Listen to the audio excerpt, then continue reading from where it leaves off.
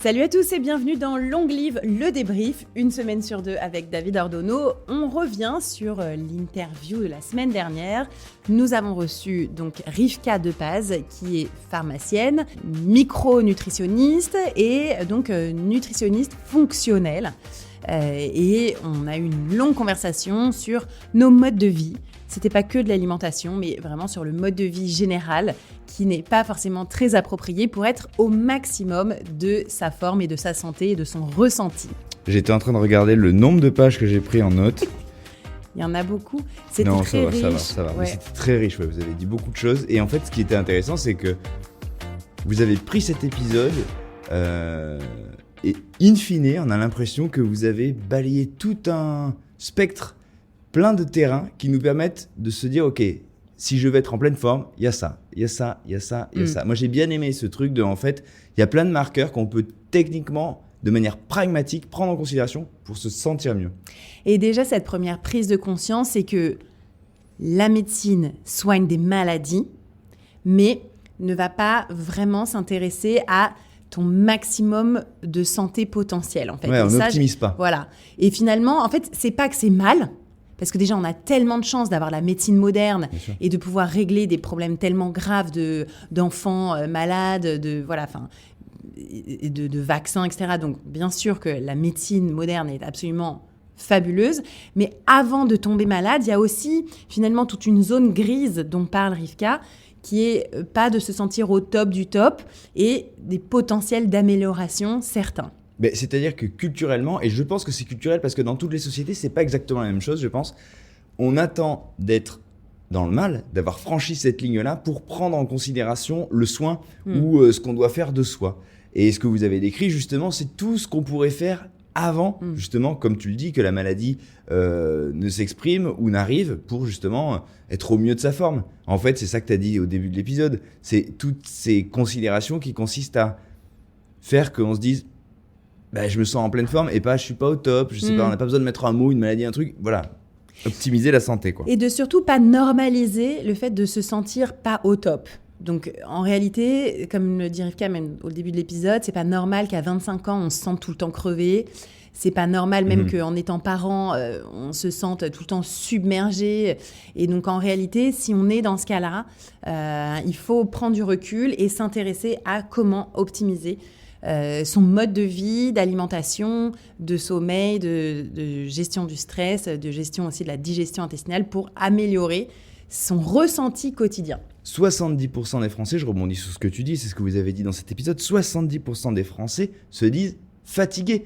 Toi, tu le dis souvent dans les épisodes de ce podcast. Les gens se disent et te disent qu'ils sont fatigués. Ouais, et même le docteur Boujaoudé, qui lui, du coup, est plus orienté homme, alors que Rivka est plus orientée femme, nous le disait exactement de la même façon, en fait. Donc, il y a vraiment un souci d'épuisement, de sentiment, sensation d'épuisement de la société, de nos pays industrialisés.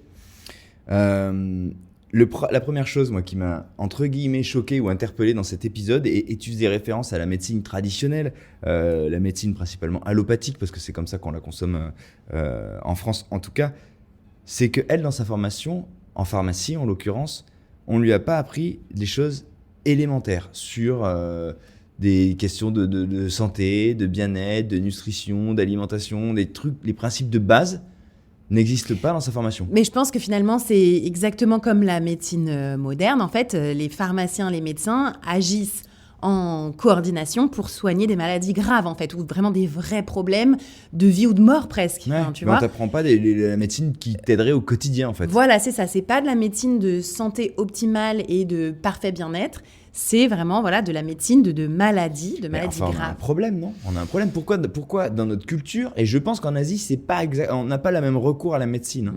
Pourquoi dans notre culture, au même titre que le sport, la médecine n'a pas une empreinte quotidienne ? On devrait tous les jours avoir des actes de prise en charge, de prise en soin de soi-même, qu'on peut s'auto-prodiguer, parce qu'on les connaîtrait, parce qu'on en aurait cette culture. Ouais.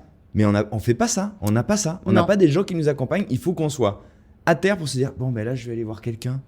Oui, c'est ça. Bizarre. Ou alors, il faut énormément s'informer par soi-même, lire. Et puis après, le souci aussi, c'est que du coup, on peut entendre un peu tout et son contraire. Et c'est souvent ce qui nous est un peu, pas reproché, mais en tout cas dit. C'est que finalement, tu peux lire 6 livres différents sur la nutrition. Et en les lisant les 6, bah, du coup, tu n'as plus rien le droit de manger rien du tout. Parce qu'en fait, il y en a un qui dit d'être végétarien, l'autre qui dit d'être carnivore. Donc en fait, tu n'as plus rien le droit de manger.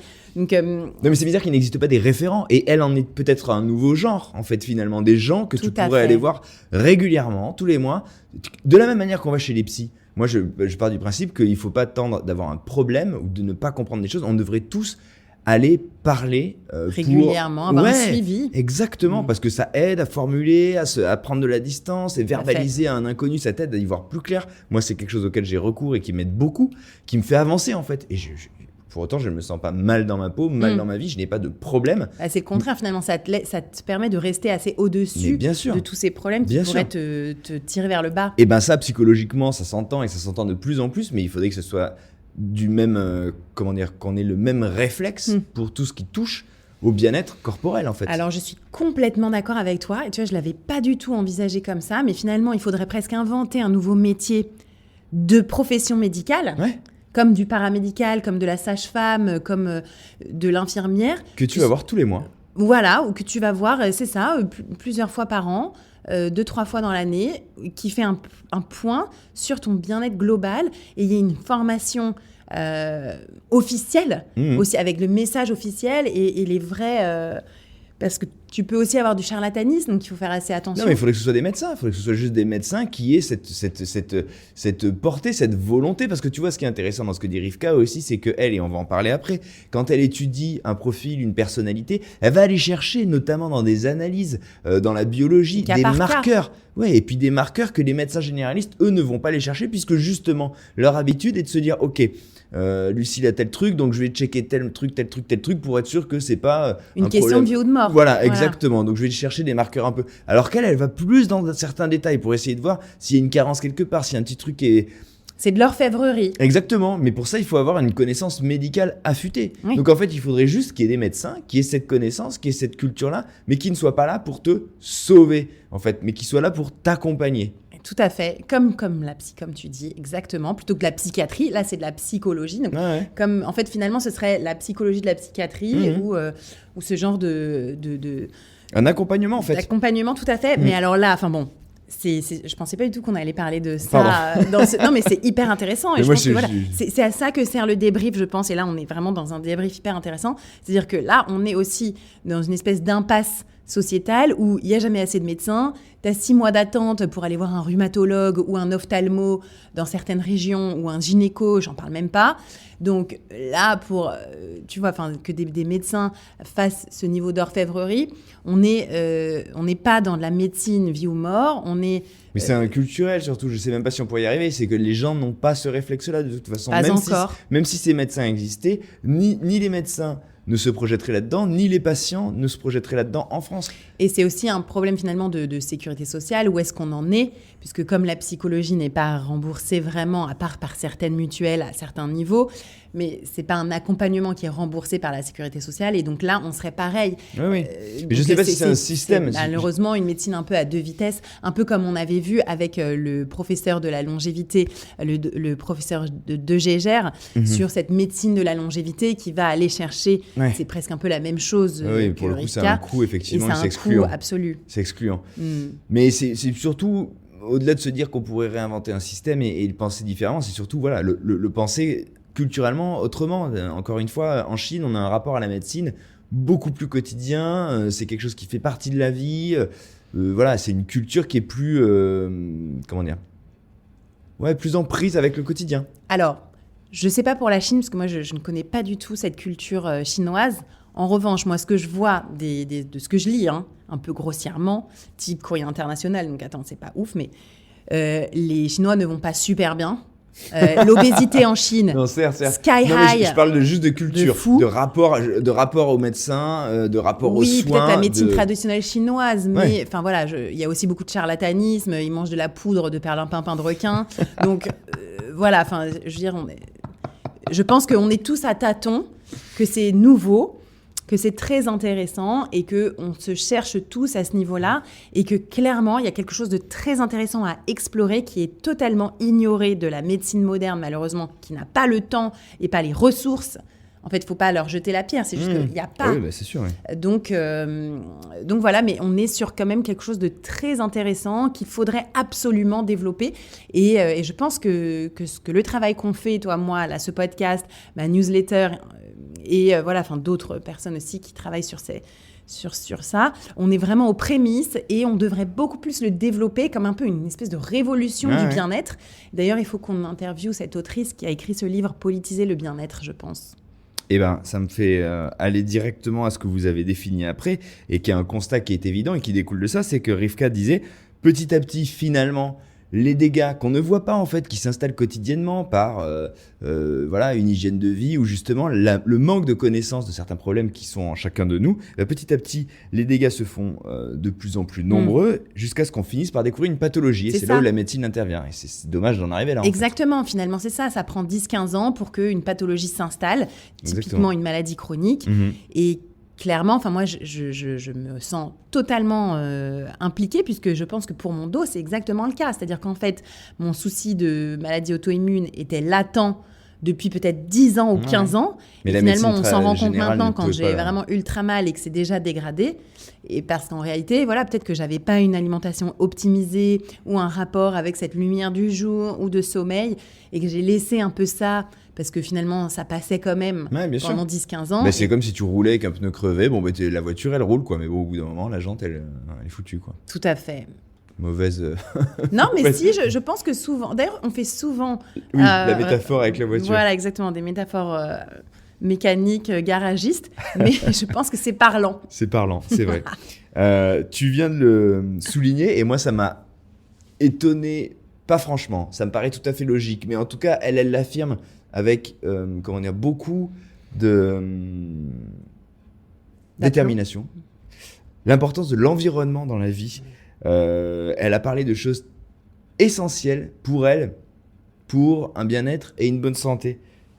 Le rapport à l'extérieur, le fait de voir de la lumière et d'être exposé à la lumière naturelle, le fait, plus surprenant, de voir l'horizon. Voilà. Et il paraît que tout ça cumulé pourrait contribuer à une diminution des risques de développer notamment des maladies auto-immunes. C'est fou. Tu te rends compte? Et donc, ce qu'il y a, c'est que c'est une personne qui est spécialisée dans l'alimentation à la base. Elle est pharmacienne, donc vraiment dans la biochimie très pointue. Et elle nous parle du soleil. C'est-à-dire que vraiment, c'est la base, juste d'être dehors, de prendre la lumière du soleil dehors, dans la rétine et de passer tous les jours du temps dehors. Et c'est ça qui est très frustrant. Donc, je ne sais pas, il faudrait que vous nous disiez... C'est la première règle qu'elle dit, passer du temps dehors. C'est le premier truc, et elle nous en a parlé longtemps. Ah ouais, passer du temps dehors. Et donc, j'aimerais connaître un peu le sentiment, ou en tout cas, voilà, le ressenti de nos auditeurs, auditrices. Dites-nous en commentaire, là, sous le podcast, qu'est-ce que vous en avez pensé? Parce que quelle frustration, finalement, de se dire, attends... je peux pas passer. On est en train d'enregistrer ça dans une salle, dans un studio sans fenêtre. Totalement. Dans lequel on peut passer des heures. Enfin voilà, qu'est-ce qu'on fait finalement dans nos vies, dans lesquelles on court un peu tout le temps. Et quand moi je me dis il faut faire 10 000 pas par jour, je me fais pourrir absolument sur les réseaux sociaux. Donc en fait, on en est tellement éloigné. Quel est le ressenti des auditeurs? Moi, je l'ai mis en place. Oui, non, mais si tu l'as mis en place, dis-nous, parce que ce qui est certain, c'est que n'importe qui peut le faire. Tu parlais des auditeurs, là justement, de ceux qui nous regardent. Quand tu es dehors, tu le sens, le bienfait. Tu le sens. Tout à fait. Ça doit être ton cas. Oui. En fait, moi, j'ai vraiment décidé de changer de vie il y a 2 ans. Ça a été un peu contraint et forcé, voilà. Mais finalement, je pense que c'était une conséquence de mon mode de vie qui n'était pas adapté, que l'entreprise que j'avais développée ne fonctionnait plus. Tu vois, je pense qu'en fait, ça a découlé. Tout est lié. Et donc, finalement, j'ai changé de vie. Donc, j'ai changé de manière de travailler et ça remarche beaucoup mieux. Donc, comme quoi... C'est possible, il ne faut pas avoir peur. Et ce que je voulais quand même dire, c'est que j'ai réussi à changer de vie. Mais attends, juste la place de l'environnement dans ton changement de vie, c'est... C'est-à-dire que je travaille moins en bureau. Je suis beaucoup plus dehors. J'ai un chien. Déjà, tu cours beaucoup. Ouais, je c'est vrai, cours c'est vrai. beaucoup plus dehors et pas en salle. J'ai un chien, donc je m'occupe plus de lui. Je vais beaucoup plus dehors tous les matins à marcher dans la nature. Je fais plus attention à l'heure à laquelle je me couche. Je suis beaucoup moins enfermée dans un bureau. Je suis moins à m'occuper tout le temps des autres qui travaillent avec moi et je prends plus de temps sur moi, mes enfants, ma famille. Donc, c'est possible et c'est possible sans non plus fondamentalement changer de travail, de déménager, de changer fondamentalement aussi sa vie. Donc, c'est risqué, ça fait peur de se dire, tiens, attends, je vais passer moins de temps au bureau, je vais être moins présente et finalement, je suis quand même plus efficace dans mon travail. Donc, c'est très difficile à prendre comme décision. Je pense que c'est aussi un peu un privilège de l'âge. C'est-à-dire, voilà, 43 ans, peut-être que j'ai moins besoin de faire mes preuves, de travailler plus en bureau. J'ai plus confiance en moi aussi dans ce que je fais. Mais voilà, moi, par exemple, c'est ce lien avec la lumière du jour, la nature, être dehors tous les jours au moins un petit peu. Je l'ai énormément pris. À la base, je pensais que c'était plus pour dormir, mais finalement, je me rends compte que ça a un aspect positif sur toute ma vie en général. Le rapport... long comme réponse. Non, pas du tout. J'étais en train de réfléchir et je lisais la statistique qui nous a été donnée, que vous avez évoquée après par rapport à la lumière, justement. Le rapport à la lumière, elle nous a même encouragé à ne pas porter de lunettes de soleil. Alors ça, je voudrais juste revenir sur ce point. D'une part, à titre perso, parce que je n'en mets jamais. Et on m'a toujours dit, mais putain, tu mets pas de lunettes, nanana. En fait, moi, je n'aime pas mettre des lunettes de soleil, sauf quand on conduit, parce que ça peut être très dangereux de ne pas voir quelqu'un qui traverse, si on a le truc en face, ou quand on fait du ski, parce que là, c'est juste pas possible, on se brûle, on voit plus rien. Mais sinon, je n'en mets pas parce que j'apprécie ce truc de sentir le soleil et tout. Et elle l'a enfin validé. Elle dit qu'en fait, le cerveau, du coup, perçoit mieux les choses. Et donc... Oui, il ne faut pas empêcher les rayons de exactement, stimuler ces cellules ça en fait, crée un signal, photosensibles dans l'œil. exactement, ça crée un signal. Après, il faut se méfier. J'ai regardé justement s'il n'y avait pas des études qui disaient que l'absence de lunettes de soleil pouvait nuire. Alors, il y a quelques études qui remontent à des années qui disent que, effectivement, si on ne met pas de lunettes de soleil, attention, on peut un peu s'abîmer les yeux. Oui, mais c'est peut-être aussi si tu es sur un bateau, près voilà, de la mais mer, dans des conditions surexposées, dans des endroits particuliers et tout, ou pour les enfants, bas âge éventuellement, mais il n'y a rien de très avéré qui dit que en fait, c'est un vrai danger. Bah, clairement, les lunettes de soleil, c'est vraiment le truc marketing, l'accessoire de mode. Le soleil existe jusqu'à preuve du contraire depuis un petit moment. Exactement. Avant qu'on soit là. Et en fait... les lunettes de soleil, c'est très récent finalement. Voilà, on n'a jamais développé ce truc-là. Et du coup, ça contribue justement à ce bien-être parce que le cerveau perçoit mieux, parce que justement, ça passe aussi par ce récepteur, en tout cas celui de la vue. Tu te rends compte, attends David, le business des lunettes de soleil qui part de rien, finalement. Qui part de rien. Mais c'est pas moi qui l'alimente. Bah alors moi si, parce qu'en plus moi j'adore les lunettes de soleil, malheureusement. C'est très joli. J'adore les lunettes de sport, de soleil. J'ai l'impression de me sentir mieux, mais en réalité, maintenant je fais vraiment cet effort de ne pas les mettre. Mes lunettes de soleil, quand je vais même courir dehors et tout ça, mais tu sais quoi, moi j'ai adore. l'impression que ça me ramollit. J'ai l'impression que ça me coupe d'un signal. J'ai l'impression que c'est comme quand je conduis avec un GPS et je me dis, putain, je suis moins attentif, je suis moins réceptif, je me laisse porter. Et ben c'est pareil, quand je mets des lunettes de soleil, j'ai l'impression que je mets entre moi, la nature, mon environnement, mon énergie, un filtre qui m'enlève une partie de ce que je dois ressentir en fait. Je me sens moins bien avec les lunettes, j'ai l'impression de me laisser aller en fait. Tu sais David, on est en train de chercher des sponsors pour ce podcast et on se met tout le monde à dos en permanence malheureusement. Les lunettes de soleil, l'industrie agroalimentaire. Bon, oublions. Bah, après, si vous voulez envoyer moi j'aime bien Persol et tout, on peut en mettre aussi pour Non, c'est vrai qu'on n'est pas bon. Mais vous avez cité un chiffre qui est quand même impressionnant. 10 000 lux, puisque c'est ça qu'on mesure, c'est l'unité de mesure de la lumière. 10 000 lux, c'est en gros la lumière ambiante dehors. Ici, là, on est à 200. En intérieur, on est à 200. Donc le gap, il est énorme. D'où l'intérêt d'être le plus souvent en extérieur. Oui, mais tu vois ça, bon, encore une fois, dites-nous en commentaire ce que vous en pensez, mais je pense que, tu vois, c'est quoi ? On va prendre la Bastille et révolutionner le monde. Qu'est-ce qu'on va faire ? Personne n'est dehors tous les jours, à part les retraités. Attends. Qui finit à 17-18 heures dans les gens qui nous regardent ? Allez, plein de gens. 60% minimum. Bon, on a quand même tous, en fait, le loisir. Moi, il ne faut pas me faire croire qu'on n'a pas le loisir. Moi, je bosse 7 jours sur 7. 7 jours sur 7. C'est vrai. Non, mais je bosse 7 jours sur 7. Bon, je trouve le moyen d'aller me balader en forêt. À un moment, je dis stop, pam, je vais me balader en forêt. Je vais courir. C'est grâce à toi.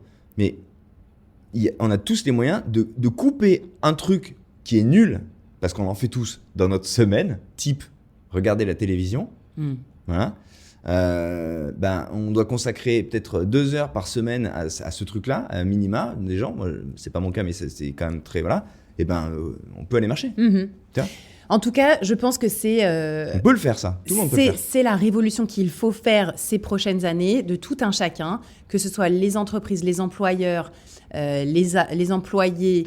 Voilà, on doit tous être acteurs de notre santé et ça passe par vraiment ce genre de choses très simples, c'est-à-dire passer au moins une demi-heure dehors à la lumière du jour, à faire du sport ou juste marcher ou passer du temps dehors à la lumière du jour, tout le monde. Je rebondis sur un truc que tu dis en parlant des employeurs, parce que tu parles toujours de révolution, parce qu'il y a effectivement plein de choses à faire avancer, des mentalités à faire avancer. La politique, jusqu'à preuve du contraire, a beaucoup de mal et il y a beaucoup d'inertie pour que ça passe. Le monde du travail est un levier énorme pour faire évoluer les mentalités. Et les employeurs, tu parlais tout à l'heure du fait de moins faire ses preuves à notre âge, à 40 ans, et que du coup, on peut partir plus tôt, se donner plus de temps. Mais en fait, c'est des conneries. Il faut arrêter avec le présentéisme. À 20 ans, 25 ans, on peut très bien finir à 17h et avoir fait son job et on n'a pas besoin de rendre des comptes. Et donc, l'entreprise devrait valoriser ses employés justement et les encourager à prendre du temps pour eux. Une entreprise qui dit à son employé « je préfère que tu finisses 1 heure plus tôt et que tu ailles courir », l'employé sera dans de meilleures conditions, en meilleure forme et plus productif qu'une entreprise qui dit dis donc, tu t'en vas à cette heure-là, machin truc. Donc voilà, ça passe aussi par là. Je suis d'accord. Je pense que c'est en train de changer. Ah oui, on le aussi, voit notamment avec le télétravail, etc. L'envie des plus jeunes d'avoir moins d'horaires de travail et plus de qualité de vie. Puis on est plus performant. Moins de prendre de responsabilités qui finalement ne riment à rien. Donc c'est en train de changer, mais je pense peut-être un peu trop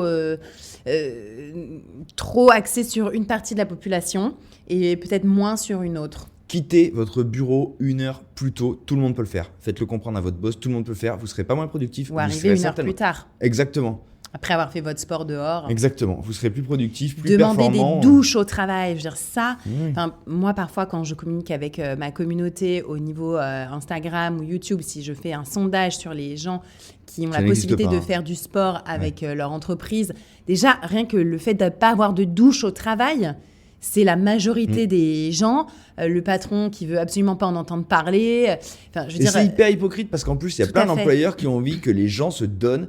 Et c'est pareil, quand on emploie des gens, on a envie que les gens se donnent et donnent de ce qu'ils sont pour notre entreprise, pour nos projets. Mais il faut leur donner du coup les conditions pour qu'ils soient à l'aise. Oui, mais alors ça, donc, il y a la responsabilité de tout un chacun, des employeurs.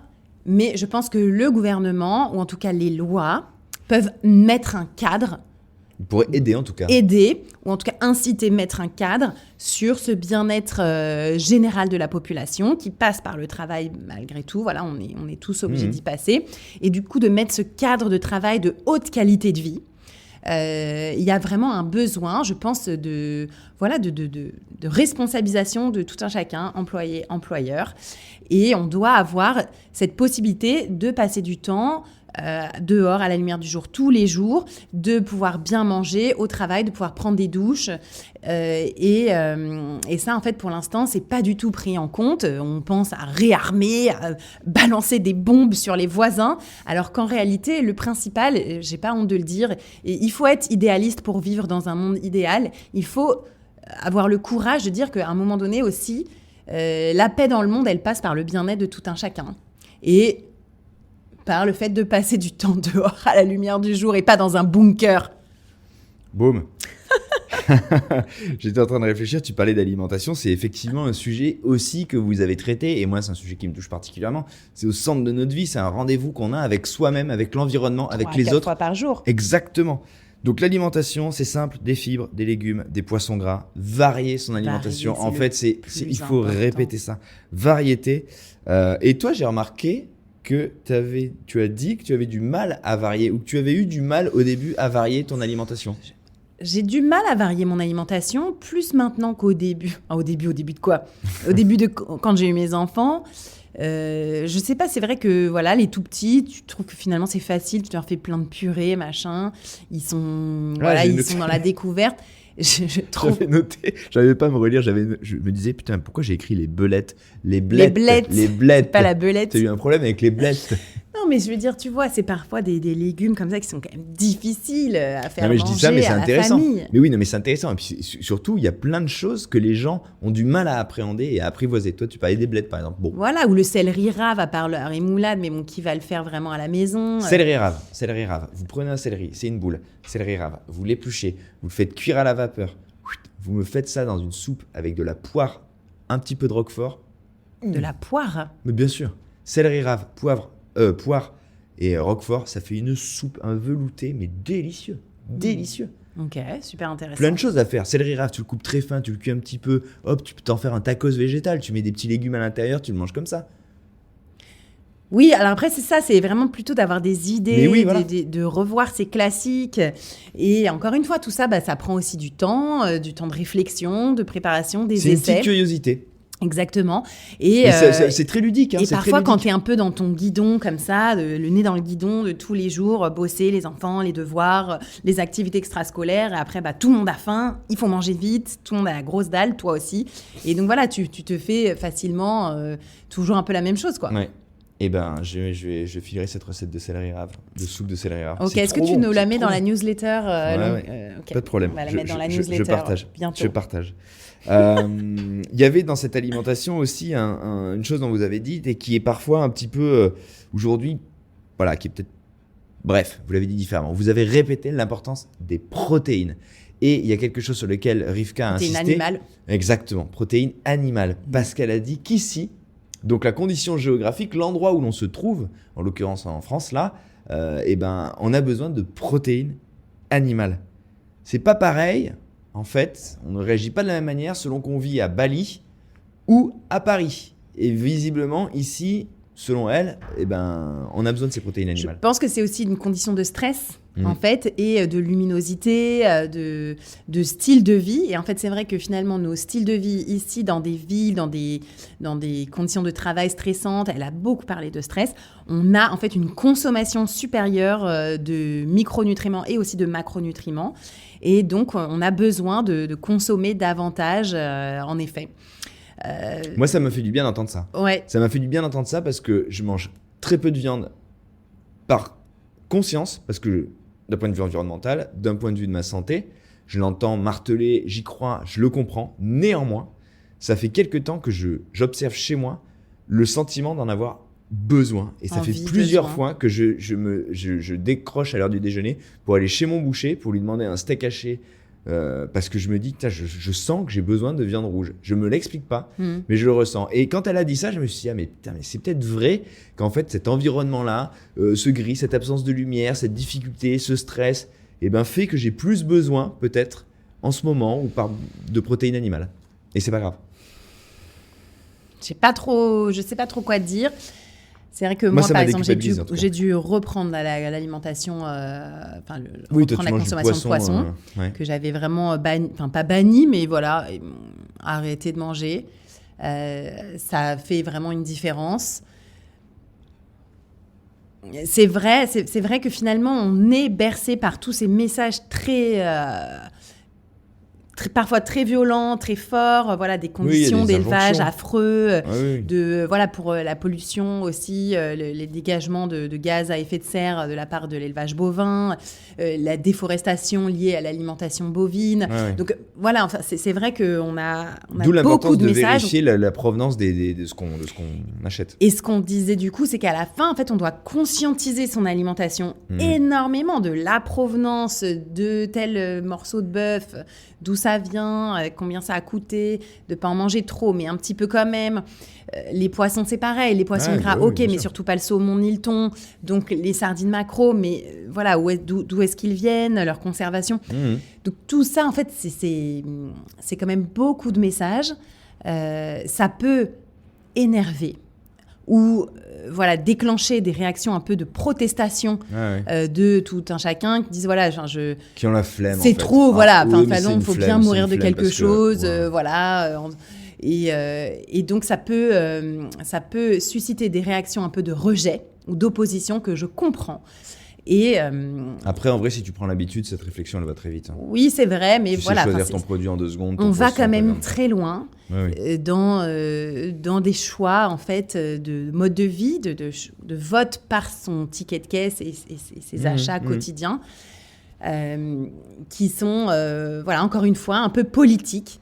Et d'ailleurs, je lisais un article dans le Courrier international ce matin, comme au Canada par exemple en ce moment, l'achat d'aliments, n'importe quel achat au Canada est un acte politique puissant vis-à-vis voilà, de la consommation de produits américains qui sont vraiment très importants de fait, là-bas. Oui. Ah ouais, de fait. Donc c'est vrai que c'est un mode de vie qui passe par son corps et dans son caddie. Et finalement, on essaye d'influer sur notre environnement par ces actes d'achat très forts. Mais ce que j'ai aimé, c'est que voilà, pour une fois, on s'est dit que c'était peut-être plus facile d'être végétarien en Thaïlande, au soleil ou au bord d'un queue en France, et que il fallait accepter que nous, on avait peut-être besoin un peu plus que certains autres, ou dans d'autres cultures ou dans d'autres pays, de la protéine animale. Donc veillez à la nature de ce que vous consommez et de ce qu'on achète. En tout cas, c'est sûr que c'est un axe hyper intéressant que je n'avais pas encore exploré dans mes différentes façons de penser. Et donc, je pense que ça mérite en effet qu'on en parle un peu plus, notamment dans nos prochaines interviews avec différents experts alimentation qui vont arriver. Ouais, en raisonnant un peu les choses. Gros sujet, et le dernier que vous avez évoqué, mais qui est en fait un fil rouge et qui est quelque chose qu'on va devoir traiter aussi, qui est la charge de stress à laquelle on est soumise. Ouais. Elle a un discours qui me rappelle souvent ce que tu dis toi. Choisissez la vie qui va aller avec votre voilà le stress que vous avez envie de mettre ou pas. Choisissez la vie qu'il faut en fait, qui vous va bien. Tout à fait. Ça paraît dingue, ça paraît insurmontable pour plein de gens, j'imagine, de dire c'est gentil de dire ça, mais moi il faut que je travaille, il faut que machin. Bah non. Pour elle comme pour toi, il y a un truc fondamental de dire les gars en fait. S'il y a un truc qui ne va pas, changez de vie, quoi. Tout à fait. Et c'est difficile, mais finalement, il ne faut pas trop avoir peur. Dès lors qu'on n'a pas de maladie mentale grave qui nous empêche de fonctionner normalement, finalement, on va trouver en fait, cette façon de travailler. Et on travaillera mieux si on a un mode de vie qui nous correspond mieux. C'est vraiment possible. J'ai pas envie d'avoir ce discours de petite fille riche. Je crois que ça n'a rien à voir. Je m'en défends un peu. Je sais pas, parce que c'est sûr que voilà, il y a certaines personnes qui peuvent pas choisir leur mode de vie, tu vois. Je pense que c'est difficile de choisir. Ça évidemment. Et ça dépend mais de l'âge, dans chacun des modes de vie, et moi c'est ce que j'ai aimé dans cet épisode. Évidemment, quand on a un métier, moi c'est pareil, je vais pas claquer mon métier, claquer la porte de mon métier du jour au lendemain en me disant non. Et encore une fois, même si je pourrais me dire tiens, je vais pouvoir vivre pendant quelques mois avant de le décider, ce qui est un grand luxe et que plein de gens n'auraient pas, ça reste vertigineux. Néanmoins, dans ces modes de vie-là, on a tous, et moi c'est ce que j'ai aimé avec cet épisode, on a tous moyen de changer des petites choses. Un petit peu au début, mais ça passe par aller balader son chien, aller un peu plus en forêt, faire des trucs avec ses enfants, on peut tous faire ça. On peut tous faire ça. Il y a plein de choses gratuites qui vont faire que petit à petit, on change. Et on décroche de la vie qu'on mène et qui nous tabasse de stress. Quelqu'un qui se sent stressé par le boulot, qui a un boulot difficile, qui peut pas lâcher et qui nous dirait vous êtes gentils les gars, mais moi j'ai un loyer à payer, machin truc, comme tout le monde, certes, et c'est parfois difficile plus pour certains que pour d'autres, oui, mais en faisant des petites choses qui vont faire qu'on se sent mieux, et petit à petit on va se sentir plus fort, on va avoir plus d'estime, on va avoir plus d'énergie, et on va pouvoir se rassurer aussi. Exactement, et on va peut-être pouvoir commencer à réfléchir et se dire en fait le saut je vais finir par le faire, si j'en ai envie, évidemment. Mais ça commence par les petites choses. Et on peut tous faire les petites choses. Ouais, tout à fait. Et moi, j'ai bien aimé ça dans cet épisode. Moi aussi, absolument. Il ne faut pas avoir peur de changer pour aller mieux. Et c'est vrai que sociétalement, on est encore très influencé, même si c'est un peu en train de changer, mais sur la réussite financière. Et par exemple, moi, je le vois quand j'avais mon entreprise avec beaucoup de salariés. Un peu pour savoir comment j'allais, si mon entreprise allait bien, on me demandait maintenant combien j'avais de salariés. Maintenant, t'es à combien de staff ? Maintenant, t'es à combien de staff ? Et plus j'augmentais, et plus c'était waouh, incroyable. Alors qu'en réalité, c'est pas le nombre de staff, d'employés qu'on a qui fait la réussite de son entreprise, la réussite de son travail, les compétences, même du service apporté à nos clients. c'est pas en fonction du nombre d'employés qu'on a, en fait. Ouais, bien sûr. Et c'est encore trop vu comme ça. Et finalement, avoir beaucoup d'employés, c'est un énorme stress d'avoir des équipes à gérer. Avoir un chiffre d'affaires important, c'est aussi un énorme stress. Donc, on peut aussi vivre avec moins de chiffre d'affaires, moins d'employés, apporter une meilleure qualité de service, avoir une meilleure qualité de travail et de vie au quotidien. Donc, on est encore un peu trop influencé par le staff. Oui, combien tu pèses? Tu pèses 120 milliards de dollars. Des choses quantitatives. Bon, souvent, en fait, pour peser 120 milliards de dollars, et on le voit très bien dans l'actualité quotidienne, c'est qu'on a un peu un problème au cerveau, en fait, qu'on a tellement été dans la domination et dans la coupure par rapport à son mode de vie qu'on est aussi dans des rapports humains très compliqués.